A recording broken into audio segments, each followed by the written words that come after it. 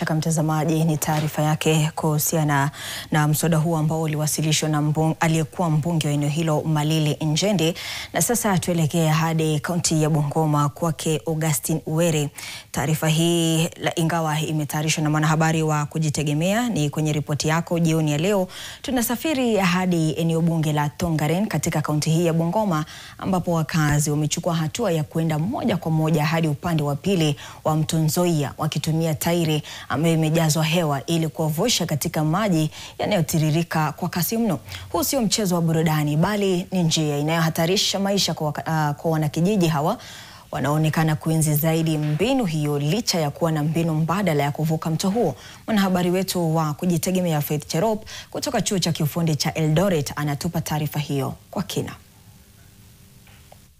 Katika kijiji cha Mwihupo, eneo bunge la Tongaren, baadhi ya wakazi wamezindua mbinu mpya ya kuvuka mto wakitumia tairi iliyojazwa hewa. Njia hii ni hatari zaidi, lakini kulingana nao ni salama kwa wasiojua kuogelea. Mto huu ambao unamwaga maji yake ziwa Victoria walazimu wakazi kutumia njia hii ukiwa umejaa ili kuokoa maisha na pesa pia. Lakini safari hii sio rahisi. Kulingana na vile nilifikiria, niliona motorboat mahali.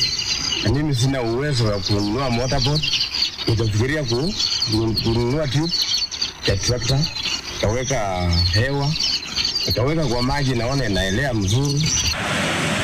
Dereva wa tairi hili ulazimika kutumia njia mbadala kuokoa maisha ya abiria wake endapo tairi litazama na baadhi ya abiria hawajui kuogelea. Hii tube imenisaidia mimi kutafuta riziki wa ng'ambo. Mimi sijui kuogelea, kupita kwa hii maji wakati imekuwa mingi. Hii tube inanisaidia sana kwenda kwa ng'ambo kutafuta riziki, kupanda mahindi.